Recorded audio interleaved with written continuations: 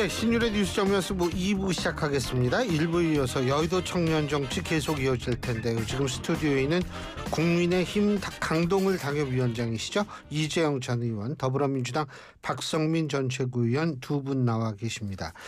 3특검법, 3대 특검법안 이거 통과가 됐습니다.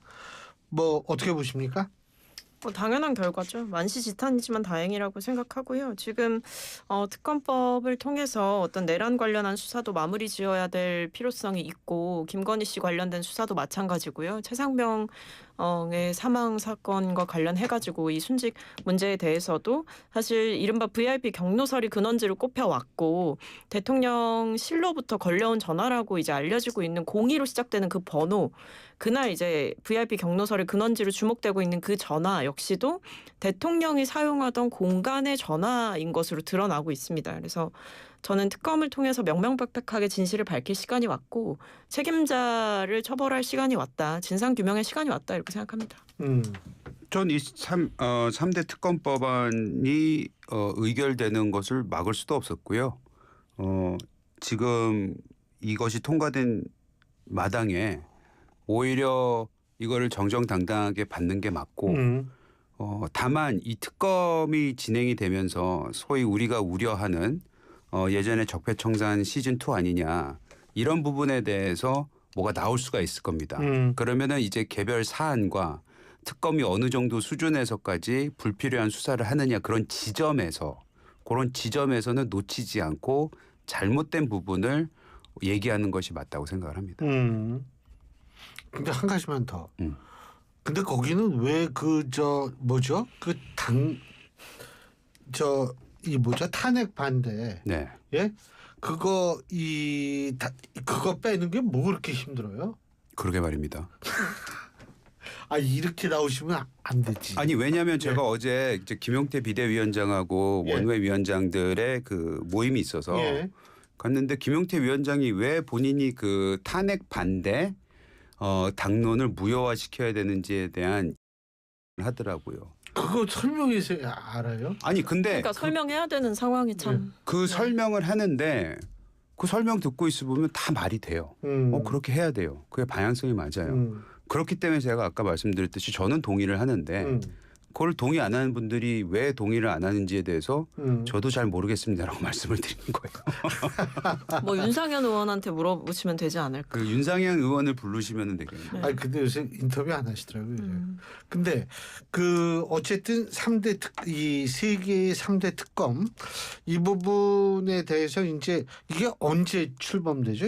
빠르면은 6월 말, 7월 초? 네, 원래 보통은 이제 한 달은 걸려요. 네, 한 달 정도는 걸리잖아요. 네. 근데 지금 당에서 밝히고 있는 입장을 보면 생각보다 이 특검 후보자가 좀 빠르게 추려지고 있다라고 하고 뭐 빠르면 다음 주 중에 추천 가능하다 이렇게 얘기를 하고 있기 때문에 조금 당겨질 수도 있는데 그래도 어쨌든 이제 실무적으로 뭐 사무실 구하고 뭐 하고 뭐 이런 과정들이 있잖아요. 그러니까 뭐 인력도 다 이제 파견 받아서 꾸려야 되고 수사 뭐 내용도 넘겨 받아야 되고 그래서 좀 본격화되는 거는 그래도 한 달 정도는 잡아야 되지 않을까라는 생각은 드네요. 근데 또 우리의 홍준표 전 시장님은 신당 창당 얘기를 좀 하시더니 이제는 뭐냐면 정당 해산 절차에 돌입할 것이다. 국민의힘에 대한 이런 말씀을 또 하와이에서 하고 계십니다. 어떻게 보십니까? 아니 그게 근데 지금 맞아떨어지고 있잖아요. 박홍근 의원이 SNS를 통해서 정당법 개정안 그거 내지 않았습니까? 예. 그리고 사실 그 선거 전에도 위원정당 해산 그것을 추진할 거다라는 소문은 뭐 무성했어요. 그것이 이제 현실화되는 거죠. 다만 홍준표 전 대표의 뉘앙스가 좀 아쉽습니다. 왜냐하면 이거는 굉장히 우리한테는 슬픈 현실 아니겠어요. 예. 그리고 어찌 보면 무서운 현실인데 예. 여기에서 하와이에 계시면서 이거를 약간 남의 일 보듯이 진짜 강 건너 불구경하듯이 말씀하시는 거에 대해서는 저는 조금 안타깝습니다. 안 들어오세요? 근데 이미 남이 되신 거 아닌가요? 탈당하셨으니까. 본인 입장에서 그러실 수 탈당을 했으니까 가족들 것까지 다 이제 하셨다고 하니까. 가족들도 당원이 가족들 있어요? 것까지 다 했다고 말씀을 본인이 하셨던 예, 거 뭐 그럴 수는 있죠. 네. 근데 그분 안 오세요? 하와이에 좀 더 계시나? 글쎄 이제 뭐 원래 대선 끝나면 온다 그러지 않았어요? 그렇게 하셨던 것 같은데 말씀을 그렇죠. 창당하려면 오셔야 되겠죠. 하와이에서 창당하실 거 아니면. 자, 지금 박홍근 의원 정당법 개정안 말씀하셨는데 제가 여쭙고 싶은 게 사실 지금 민주당의 입장에서 볼 때 굳이 위원정당 제소를 통해서 그런 일을 할 필요가 있다라고 생각할까요? 어떻게 보세요? 그러니까 저는 뭐 당 차원에서 이 위원정당 해산 심판을 추진할 거다 이렇게 보지는 않아요. 그러니까 다만 이제 국민의힘을 향해서 여러 가지 비판은 계속 할 수 있다고 봅니다. 왜냐하면 방금 우리가 앞에서 짧게 얘기했지만 그리고 이재용 위원장께서도 이해가 안 된다라고 하셨지만 사실 이 윤 전 대통령에 대한 탄핵을 반대했던 그거 하나 철회를 못하고 있는 게 국민의힘 현 주소고 사실 드러나고 있는 내용들을 보면 이 계엄군이 국회에 딱 들이닥치기 전에 윤 전 대통령이 전화를 건 사람이 있어요. 통화를 나눈 사람이 이제 추경호 전 원내대표거든요. 근데 그날 우리가 이제 되게 오래된 얘기 같지만 개혁을 떠올려 보면 국민의힘 의원들 다수가 이 계엄 해제 표결에 이제 참여를 안 했어요. 18명이서 국회에 별로 없었잖아요. 뭐 당사에 모여 있고 막 이랬잖아요. 근데 이때 추경호 전 원내대표가 일단 윤 전 대통령과 통화를 했죠. 그리고 계엄 당일에 의총을 소집하는 장소를 국회로 공지를 했다가 당사로 다시 바꿉니다. 그러니까 이렇게 하면서 의원들 사이에서 지금 이게 뭐 어떻게 되는 거냐 이런 혼란도 있었단 말이에요. 그러니까 이게 의도적이었는지라는 의심이 들 수밖에 없는 거고 통화를 했다라고 한다면 더더욱 그런 거고요. 그러니까 이게 그리고 심지어 이 추경호 전 원내대표 께서 이 국회의장에게 본회의 표결 시간 그러니까 계엄 해제 표결 시간을 연기해달라는 요청도 했다라는 게 알려졌잖아요. 그러니까 이게 전방위적으로 이 계엄 해제를 막으려고 했던 것 아니냐. 그리고 원내대표의 권한을 사용해서 국민의힘 의원들을 동원해서 사실은 윤 전 대통령의 계엄에 대해서 이른바 좀 방패막이 역할을 했던 것 아니냐. 이렇다고 한다면 당연히 처벌을 받을 사람들, 책임은 져야 될 사람들은 저는 있다라고 보고 그게 저는 내란 특검을 통해서 좀 밝혀지지 않을까라는 생각도 듭니다. 그래서 이게 당장 우리가 뭐 정당 해산 심판을 뭐 한다, 뭐 정당을 해산시킨다 이게 아니라 일단 정치적으로 심판을 한번 받았죠. 이번 대선에서 심판을 받았다고 생각하고요. 두 번째로는 그럼에도 여전히 어떤 과거의 잘못을 반성하지 못하는 모습을 계속 보인다라고 한다면 그 역시도 법적으로 처벌받을 부분들도 있을 거고 정치적으로도 정치판에서 사실은 계속 사라져야 될 명분이 쌓이고 있다, 정립되고 있다라고 생각합니다. 저는 악수라고 봐요. 악수라고 보는 게 그러니까 악수라는 게 만일 위원정당 추진한다면 추진한다면 악수라고 한다면 예, 맞아요. 예. 이거는 그리고 박홍근 의원이면은 원내대표 출신이잖아요. 그러니까 당의 지도부급이죠. 근데 박홍근 의원이 이렇게 너무나도 성급하게 이게 본인의 정치적 입지를 좀 키워보기 위해서 하는 건지는 모르겠으나 너무 섣부르고 이것이 추진된다면 악수라고 생각하는 게 일단 첫째 될 가능성이 저는 매우 낮다고 봅니다. 그리고 방금 말씀하셨듯이 계엄과 탄핵 그리고 윤석열 전 정부에 대한 심판은 이미 국민이 하셨어요. 그리고 대선을 통해서 했습니다. 아주 깔끔하게 해주셨습니다. 그 과정에서 오히려 체크를 한 거는 뭐냐면은 그 보수 진영은 죽지 않았다라는 거는 국민이 또 보여주셨어요. 41% 이준석 후보가 뭐 다는 아니다 하더라도 그거를 합산하면은 그 투표율까지 합산하면 49.4% 정도 했지 않습니까? 그런데 이런 식으로 아무리 국민의힘의 구성원이 밉고 잘못되고 이들이 뭐 반성의 기미도 안 보인다고는 하나 그거는 국민의힘 내부에서 이거를 개혁하고 혁신하는 그 과정에 맡겨야 되는 거지 이걸 민주당이 나서서 그 진영을 대표하는 정당을 해산하겠다 이런 식으로 나오는 거는 그냥 자기네들 독재하겠다고 읽힐 수밖에 없고 충분히 그렇게 읽는 분들이 계실 겁니다. 저는 이게 만약 진행이 된다면 매우 큰 부메랑으로 돌아올 거라고 생각합니다. 진행할 것 같지 않을 것 같아요. 전 할 것 같은데요. 저는 뭐 글쎄요. 그럴 가능성은 좀 낮아 보이고요. 그리고 어쨌든 대통령께서 지금 뭐 통합 얘기를 계속 하고 있는 상황이고 뭐 그게 이제 실질적인 행보로 따라오는 상황에서 당이 어떤 대통령의 기조에 좀 부담을 드리는 일을 할 것 같지는 않다라는 생각인데 다만 그렇다고 해서 어떤 내란을 옹호하거나 내란에 동조했던 인물들을 남겨두는 게 통합이냐 전 그렇게 보진 않아요. 그래서 저는 진상규명이 필요하다라고 생각하고 아니, 책임자 그거는 처벌도 필요하다고 아까 생각합니다. 말씀하셨던 특검을 통해서 가능한 거잖아요. 그러니까요. 근데 그러니까 왜- 저는 지금 일단 위헌정당 해산심판 이거 제소를 지금 당장 한다 이런 입장으로 저는 당의 입장을 보지 않아요. 그런 입장이 나오고 있는 상황도 아닙니다. 뭐 앵커께서 소개해 주신 거는 박홍근 의원의 이 법안인 거고 이거는 사실 이미 박홍근 의원께서 지난번부터 얘기를 해오셨던 거라 저한테는 새로운 주장은 아니고요. 그러니까 다만 제가 말씀드리는 건 어떤 이 국민의힘에서 느끼는 위기감이 결국에는 이게 정서적으로 막 정치 탄압을 받을 거다 이런 위기감이 아니라 실제로 연루된 인물들이 있다면 그러니까 대통령의 이 계엄과 이 내란 행위에 어느 정도 공모하거나 가담하거나 혹은 방조했던 인사들이 있다면 책임을 피할 수는 없을 겁니다. 그렇기 때문에 오히려 이런 특검의 출범에 대해서 반대했던 인사들이 있는 게 아닌가 그런 생각이 드네요.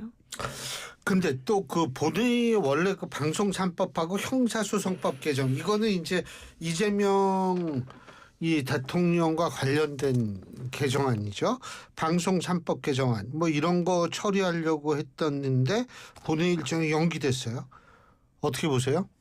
본회의 일정이 이것 때문에 연기가 된 건가요? 아니면 다른 그건 것 때문에? 모르죠. 예, 모르죠. 근데 이것 때문에 연기가 어쨌든 됐다고 연기가 된 봐야겠죠. 거는 팩트죠. 네. 일단 방송 3법 같은 경우는 이게 또 되게 웃긴 법안이지 어찌 보면은 정권이 바뀔 때마다 한다 그러는 사람과 안 한다는 사람들이 똑같은 사람들이 안 한다 그랬다 한다 그러는 거니까요. 그래서 이거는 뭐 이미 벌써 민주당이 워낙에 거대 여당이기 때문에 충분히 통과시킬 수 있을 것 같아서 저는 통과될 거라고 보고요. 형사소송법에 대해서는 이거는 이것도 통과가 되겠죠. 만약 본인들이 밀고 나가면 어쩔 수 없으니까 구조상 그러니까.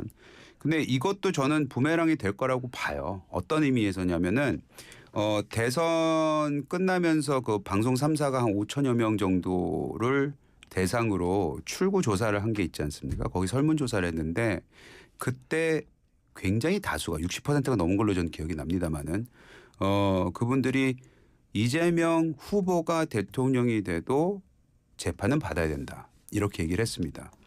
보세요. 60%라는 출구조사에 나온 사람들이 넘는 사람들이 방송을 재판을 받아야 된다고 얘기했다면은 아무리 우리가 플러스 마이너스 한다 그래도 이재명 후보를 대통령을 찍었던 분들도 그렇게 생각하시는 거 아니겠어요? 근데 그런 국민의 의견과 그런 국민이 생각했을 때 당연하다고 생각하는 상식선을 벗어나는 행위를 지금 법안으로 처리를 하는 것이기 때문에 이건 누가 봐도 잠깐만 이건 독재로 가는 게 아니야. 우리가 늘 우려했던 이거는 이재명 대통령을 지키기 위해서 하는 그런 대통령직이 아니야.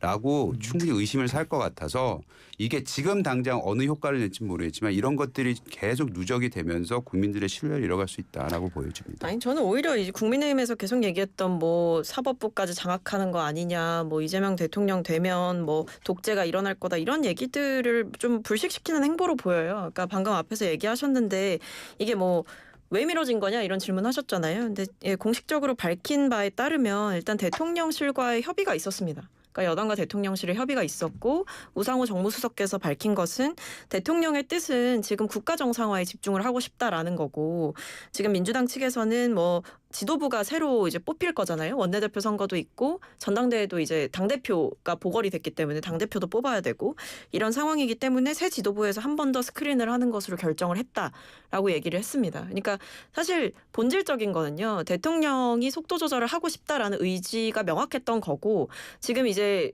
정부 새로 들어선 지 얼마 되지도 않았던 시점이잖아요. 이 시점 속에서 뭐 국가정상화나 민생경제 TF, 뭐 경제정권 TF 이런 것들을 계속 하고 있는 상황이기 때문에 뭐 외교도 계속 지금 돌아가고 있는 상황이고 이런 부분들을 좀 더 집중하고 싶다라는 대통령의 뜻이 반영이 된 거다. 그런 점에서 저는 대통령께서 좀 현명하게 결정을 하셨고 여당 역시도 이 부분을 잘 양해해서 함께 합을 맞춰가고 있다라고 생각합니다. 근데 그 부분이 이제 이렇게 결정을 내릴 수 있었던 근거가 있죠.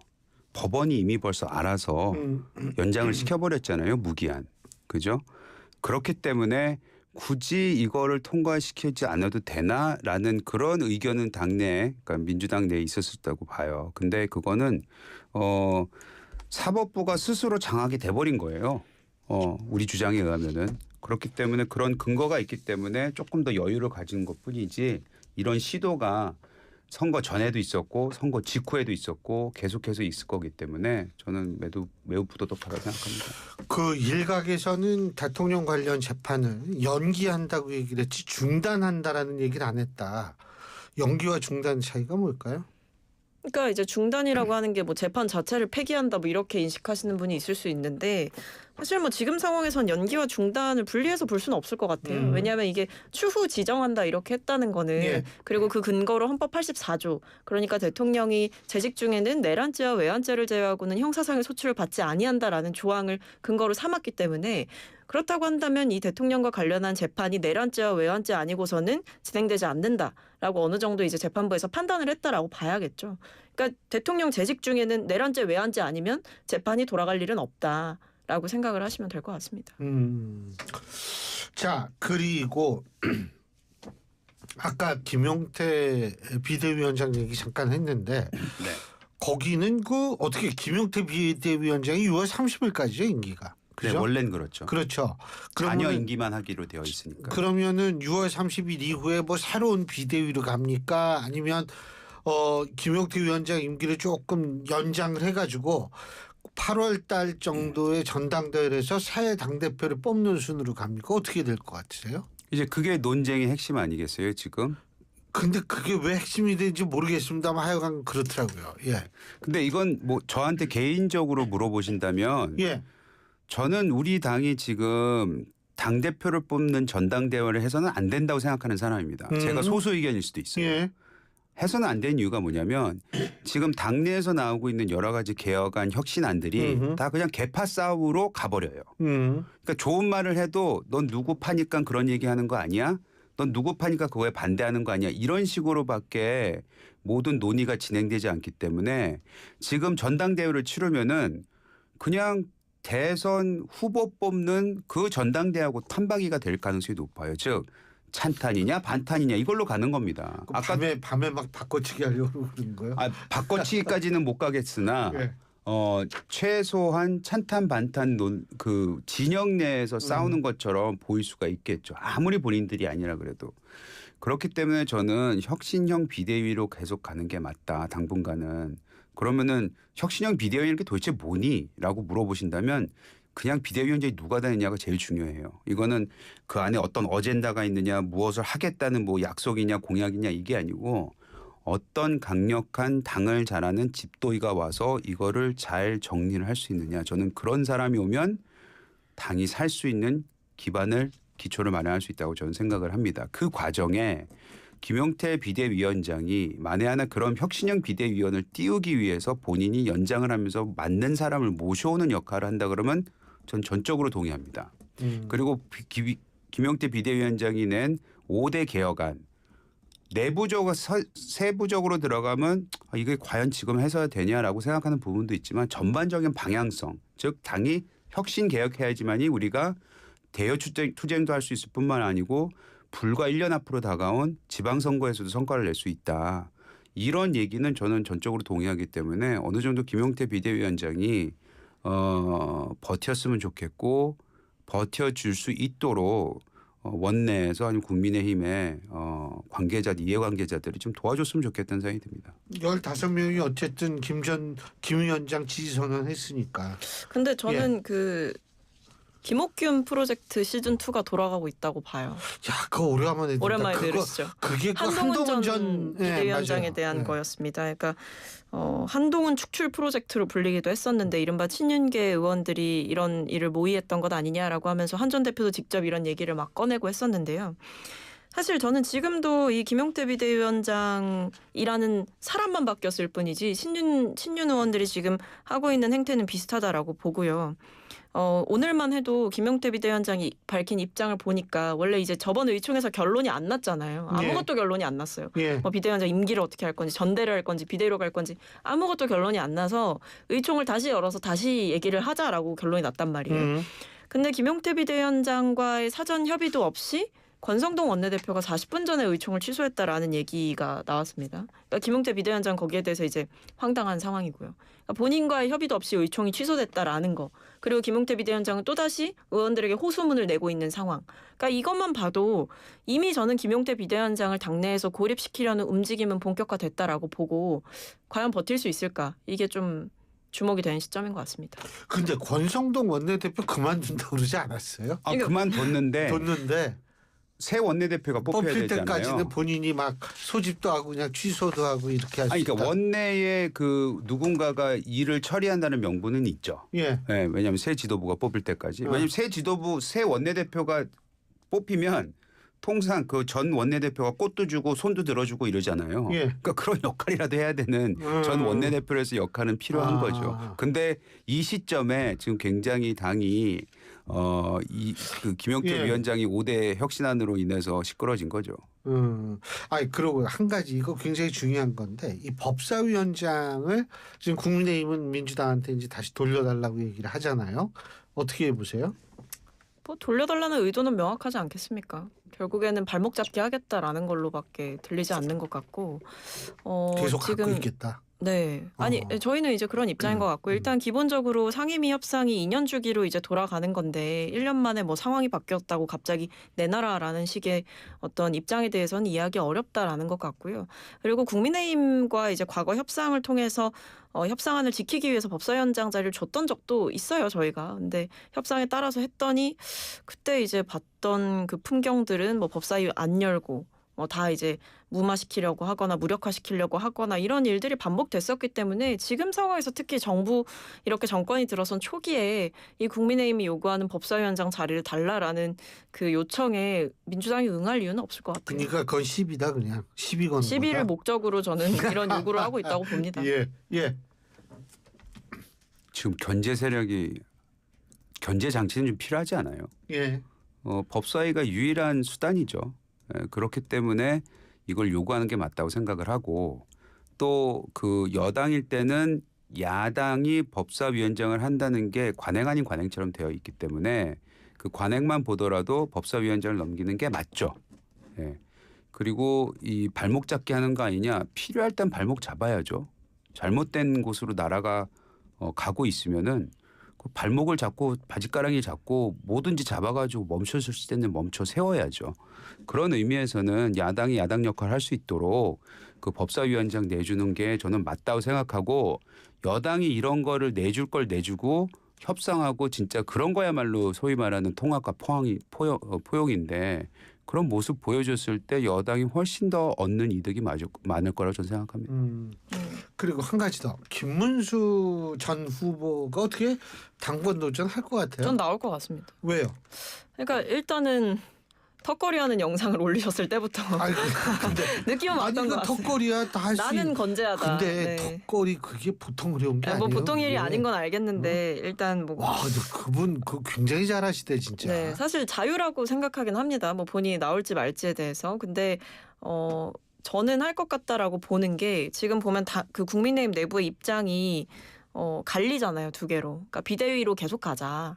아니다, 전당대회 하자. 이파로 나뉘는데 친김, 그러니까 친김문수계 쪽에서는 전당대회 필요성을 얘기를 하고 있어요. 김문수 후보가 뭐 출마한다 안 한다에 대해서는 답을 안 하지만 필요하다라고 얘기를 하고 있어요. 왜 필요하겠습니까? 김문수 후보가 받은 그 득표율이 있기 때문에 그것을 기반으로 당권을 한번 잡아보겠다라는 생각이 있는 거고, 그리고 김문수 전 후보 역시도 지금 사실 계속 모습을 드러내잖아요. 뭐 공개적으로 현충원 참배도 가고, 뭐 앞서 이제 턱걸이 영상 이제 제가 좀 우스갯소리로 하긴 했지만 그 외에도 뭐 윤호개인 집회에 나타났다 이런 뭐 병원 가다가 들렀다라고는 하지만 사실 집회 가는 길과 이 병원 동선이 하필 왜 겹쳤을까 뭐 이런 생각도 들고, 어쨌든 계속 공개적인 행보를 하고 있는 상황이고 이 득표율이라는 숫자를 기반으로 해서 결국에 김문수 전 후보가 당권을 잡아야 되지 않겠느냐라고 얘기하시는 분들도 저는 국민의힘 안에 있을 거라고 봐요. 네, 30초.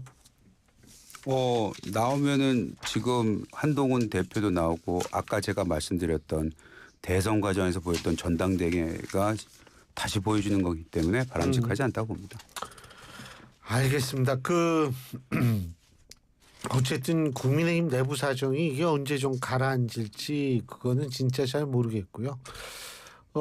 지금 이게 오수석 부동산 참여관리 송구제 이건 좀 예전 것 같아요. 속보는 아니고. 자, 오늘 두 분 말씀 여기까지 듣겠습니다. 고맙습니다. 감사합니다. 예, 지금까지 국민의힘 강동을 당협위원장이시죠. 이재영 전 의원 그리고 더불어민주당 박성민 전 최고위원 두 분과 함께했습니다. 울림이